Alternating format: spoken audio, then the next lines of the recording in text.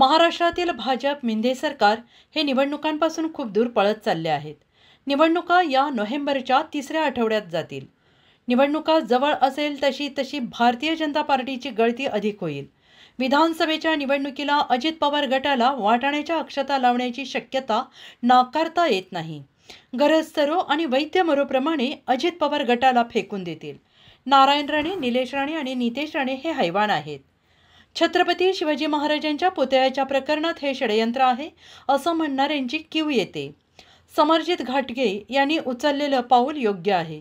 येत्या काही दिवसात महाराष्ट्रातील मोठे प्रस्थ भाजपा आणि शिंदे गट सोडून महाविकास आघाडीमध्ये येतील। गणेश चतुर्थीनंतर जागा वाटपावरून चर्चा होईल। त्यावेळी जर वंचित बहुजन आघाडीने ऐकलं असतं तर आज वंचितचे 3 खासदार असते।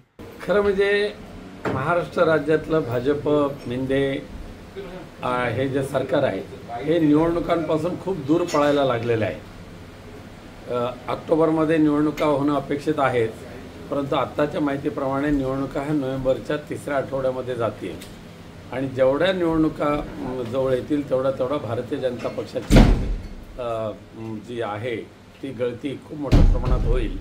कारण सर्वांना माहिती पडलेलं आहे की जुमलेबाजांचं सरकार आता औटघटकेचं राहिलेलं आहे, त्यामुळे त्यांचं त्यामध्ये राहण्यामध्ये काय अर्थ नाही असं समजून भाजपमध्ये खूप मोठी गळती लागलेली आहे। सर, अजित पवार गट जो कायम राहील, लोकसभेला जो ट्रेंड होता तोच कायम राहील? 100% राहणार, 100% राहणार लोकसभेचा प्रश्न घेतोया। अजित पवार गटामुळे भाजपला गळती लागण्याची चर्चा आहे, तर भाजपकडून नाराजांची मनधरणी सुरू आहे। पक्षांतर रोखण्यासाठी हे प्रयत्न केले जातात, काय सांगाल? माझ्या माहितीप्रमाणे विधानसभेच्या निवडणुकीला अजितदादा गटांना वाटाण्याची अक्षता लावण्याची शक्यता नाकारता येत नाही। त्यांची वेळ झालेली आहे, वेळ संपलेली आहे। गरज सर्व वैद्यमरोत अशा पद्धतीने अजित गटाला फेकून देतील आणि उरलेले दोघे एकत्र राहून निवडणुका लढतील। तिसरी आघाडी अस्तित्वात येईल असं वाटतंय? तिसरी आघाडीची फार मोठ्या प्रमाणात शक्यता वाटत नाही आहे। काही जण येण्याचा प्रयत्न करतील पण यशस्वी होतील असं वाटत नाही। निलेश राणे, नितेश राणे यांनी जो आता पुतळ्या प्रकरणी जे काही वक्तव्य केलेत की त्यांचं असं म्हणणं हे षडयंत्र असावं आणि याची सरकारने चौकशी करावी, याबद्दल तुमचं काय मत आहे? खरं म्हणजे नारायण राणे, निलेश राणे, नितेश राणे हे हैवान आहेत, हैवान।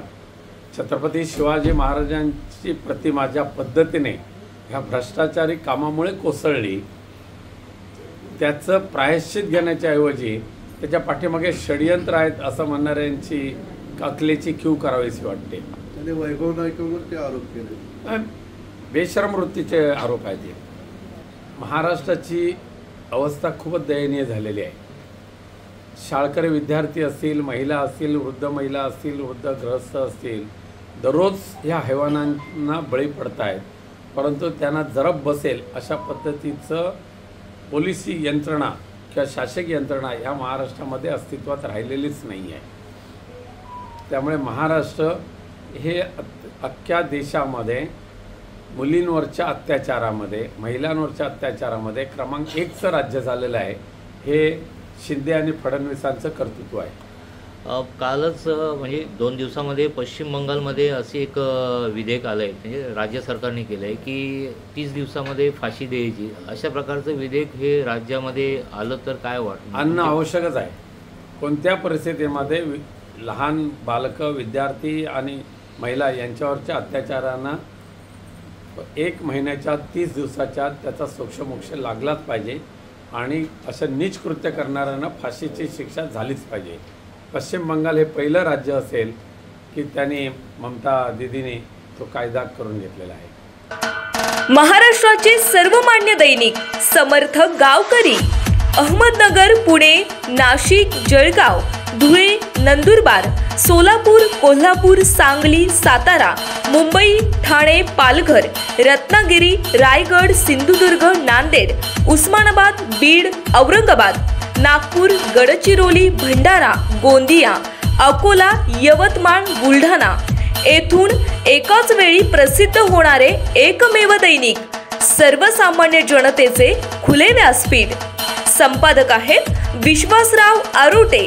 मोबाईल नंबर आहे 94 23 38 85 08। दुसरा मोबाईल नंबर 94 23 46 72 72।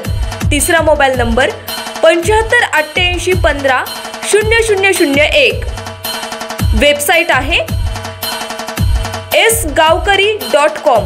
मेल आयडी आहे aklgavkari@gmail.com.